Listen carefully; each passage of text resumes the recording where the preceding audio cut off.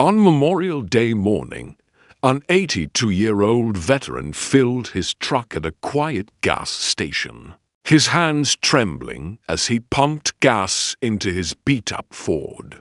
Some young boys whispered and laughed nearby, but he stayed silent. Just as he was about to drive away, a Hells Angel on a Harley pulled in and noticed something everyone else had missed. What happened next went viral and changed everything. Before we dive in, tell us in the comments, where in the world are you watching from? The morning sun cast long shadows across the gas station as Frank Morrison stood at pump number 7, his weathered hands trembling slightly as he filled his old pickup truck. At 82, even this simple task required careful attention. His faded Vietnam veteran cap sat atop his head, his jacket bearing unique patches that fewer people recognized with each passing year. Memorial Day morning brought families to the station, road tripping to barbecues and parades, grabbing coffee and snacks, their laughter filling the air with a kind of joy Frank no longer felt part of. A lifted truck rumbled into the pump across from him, and 3 men in their 30s climbed out, their eyes immediately landing on Frank. One muttered to his friends, just loud enough to carry across the space between them, "Look at Grandpa over there. Bet he bought that hat at a yard sale for attention." They laughed. Another added, "Everyone's suddenly a war hero on Memorial Day. Convenient." Frank heard every word, but kept his eyes down, hands steady on the pump despite the tremor. He didn't react. He was used to this. He'd come to this station specifically to avoid crowds, hoping for anonymity. But even here, he remained invisible. Or worse, mocked. What those men at the pump didn't know, what they couldn't possibly understand from their comfortable distance, was that Frank Morrison wasn't just a veteran. He was a Navy corpsman, a combat medic who'd been attached to a Marine infantry unit in the jungles of Vietnam from 1969 to 1971.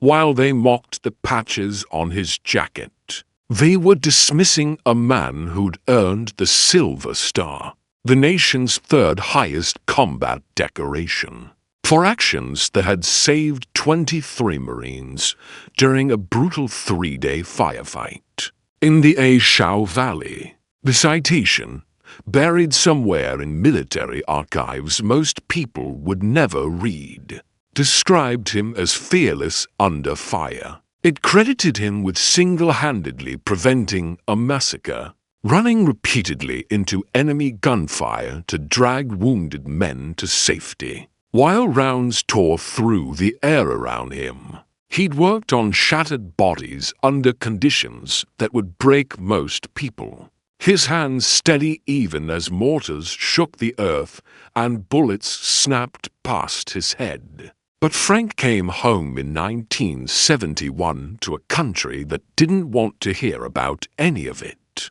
He stepped off the plane in San Francisco to protesters who spat at him, who called him baby killer, who treated his service like a crime rather than a sacrifice. He took off his uniform that day and never wore it again. The story stayed locked inside him, too painful to share, too complicated to explain to people who'd already decided what Vietnam veterans represented. His wife Martha had understood his silence.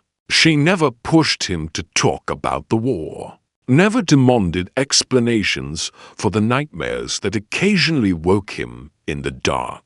But Martha died 8 years ago, and with her went the last person who'd known him as more than just an old man taking up space. His kids had moved across the country, building lives that didn't have room for a father whose silence they'd never quite understood. Now Frank lived alone in a small house on the edge of town, surviving on a VA pension that barely covered his medications and utilities. This old truck, battered and unreliable, was his lifeline to the VA clinic 30 miles away, where he went monthly for checkups on a heart that had carried too much for too long. Today, Memorial Day, he wasn't headed to any parade or barbecue. He was driving to the cemetery to visit Martha's grave, and then to the memorial wall where some of his fallen brothers' names were etched in stone. Men whose lives he'd tried to save. Men whose faces still visited him in dreams. This gas station stop was just routine, a necessary interruption in a ritual of remembrance. He hadn't expected to be noticed. He certainly hadn't expected to be mocked. Frank replaced the nozzle and began his slow walk toward the convenience store. Each step deliberate, careful. His old truck didn't have a card reader at the pump, which meant he had to go inside like he'd done for decades, back when paying in person was the only option. As he passed the lifted truck, one of the young men's voice cut through the morning air. "Hey, Pops, where'd you serve?" "The couch." The others erupted in laughter, loud and cruel. Another voice joined in, riding the momentum of the joke. "No, man, probably the chow hall. Thank me for my service. Yeah, for serving mashed potatoes." They high-fived each other, delighted with their own wit, their voices carrying across the parking lot like they wanted everyone to hear. Frank stopped walking for just a second. The words landed somewhere deep, in a place where old wounds never fully healed. A flicker of pain crossed his weathered face, brief but unmistakable. Before his military discipline reasserted itself, he didn't turn around, didn't acknowledge them. He just continued walking, one foot in front of the other, toward the store entrance. Inside, fluorescent lights hummed over rows of snacks and energy drinks. The cashier, a teenage kid with earbuds in, barely glanced up as Frank approached the counter. 20 on pump 7, Frank said quietly. The kid rang it up without a word, without eye contact.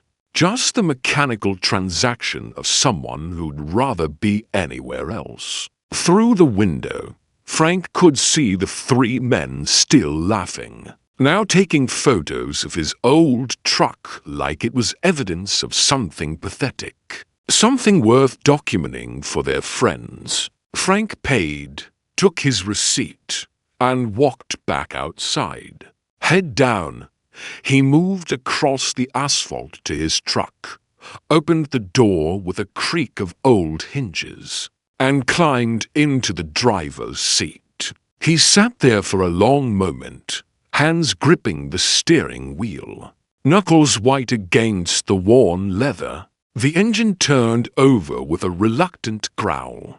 The loneliness felt heavier than it had in years, the invisibility more complete. Even on Memorial Day, especially on Memorial Day, he was nothing more than a joke to people who would never understand. Just as Frank's hand moved to shift into reverse, a sound rolled across the parking lot that changed everything. Deep, guttural, unmistakable. The rumble of a Harley-Davidson engine. Not the poser bikes weekend riders bought for show, but something real.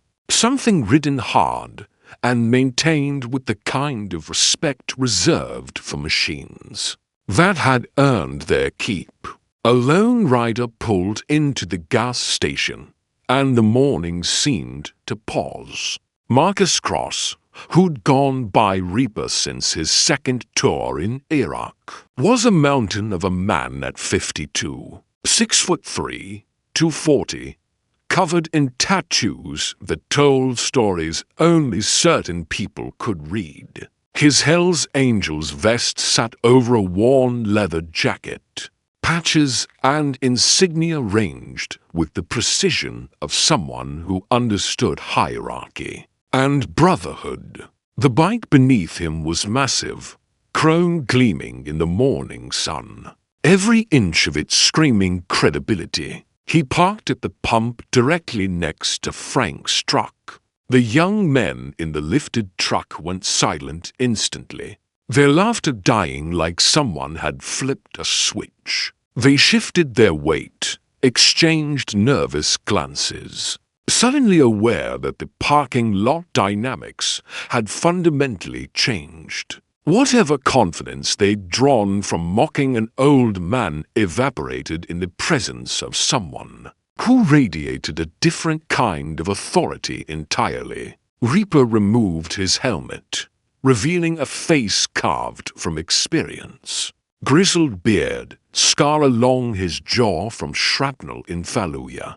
Eyes that had seen things most people only watched in movies. Former Marine, Force Recon, to tours in Iraq back when the fighting was worst. He'd come home with medals he never wore and memories he couldn't shake, finding more brotherhood in the club than he ever had in civilian life. He started pumping gas, but his eyes were already working. Old habits from years of tactical operations, scanning exits, assessing threats, reading body language without conscious thought.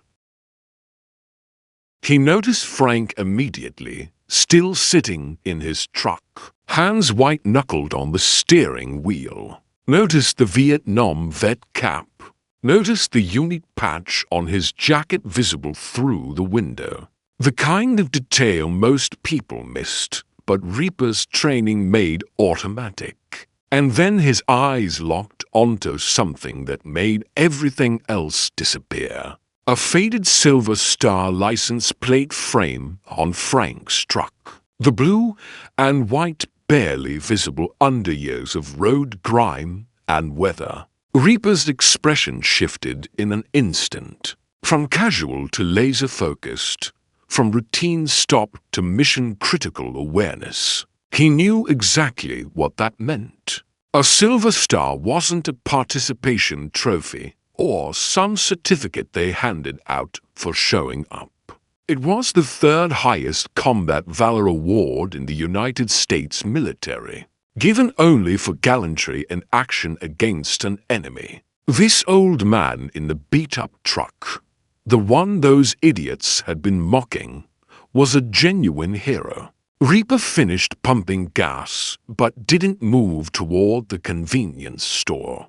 Instead, he walked directly to Frank's truck, his boots heavy on the asphalt, and tapped gently on the driver's side window. Frank startled, his hand jerking on the steering wheel, and turned to see this massive figure standing beside his door. For a moment, uncertainty flickered across his face, but Reaper's expression held no threat, only something Frank hadn't seen in a very long time. Respect. Frank rolled down the window slowly, the old manual crank protesting with a squeak. Reaper's voice was deep, but carried a gentleness that seemed incongruous with his appearance. "Sir, I couldn't help but notice your Silver Star plate. May I ask what was your service?" Frank's throat tightened. Caught off guard, he hesitated, decades of silence creating resistance even now. "Navy Corpsman," he finally said quietly. "Vietnam, 69 to 71. Reaper's entire face softened, something shifting behind his eyes that Frank recognized immediately. the look of someone who understood. "Doc," Reaper said, using the word like a prayer, "my grandfather was a Marine in Vietnam. He always said the docs were the bravest men he ever knew. Said they ran toward the bullets while everyone else was running away." Frank's eyes glistened. No one had called him Doc in 40 years. The word carried weight that civilians could never understand. A term of respect reserved for the men who'd held their brothers together when everything was falling apart, who'd worked miracles with morphine and bandages while the world exploded around them. Reaper took a step back from the truck, his movements suddenly formal, precise. He straightened to perfect attention, shoulders back, chin level. Every inch of his body aligned in the posture only military training could create. Then he raised his right hand in a slow, crisp salute, holding it with absolute stillness. "Thank you for bringing Marines home, sir. Men like you are the reason men like my grandfather made it back to raise families." Frank's hand trembled as he raised it to return the salute through the truck window, tears forming in eyes that had stayed dry through decades of loneliness and dismissal. The moment stretched, 15 seconds of absolute silence, to warriors across generations acknowledging a bond that words could never fully capture. Sacred. The young men in the lifted truck had stopped talking entirely. They stood frozen, watching something they didn't fully understand but could feel the weight of. One of them looked genuinely ashamed, his face pale, suddenly aware of exactly how badly they'd misjudged the situation. Other customers at the gas station had stopped what they were doing. Phones came out, screens glowing as people recorded something they instinctively knew mattered, capturing a moment of recognition that cut through all the noise of ordinary life. Reaper lowered his hand and extended it through the truck window. Frank shook it, his grip still firm despite the tremor, still processing what had just happened. "What's your name, sir?" Reaper asked. "Frank Morrison," he replied quietly, his voice thick with emotion he could barely contain. "Well, Frank Morrison," Reaper said, his grip tightening slightly before releasing. "I ride to my grandfather's grave every Memorial Day.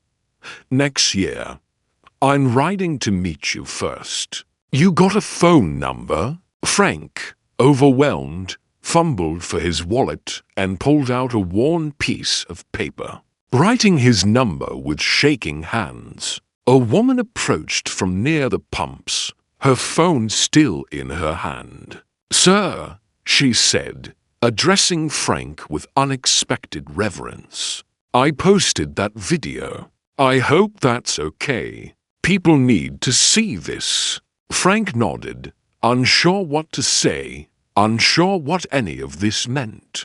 Within hours, the clip spread across the internet like wildfire. Hell's Angel stops to salute Vietnam vet at gas station.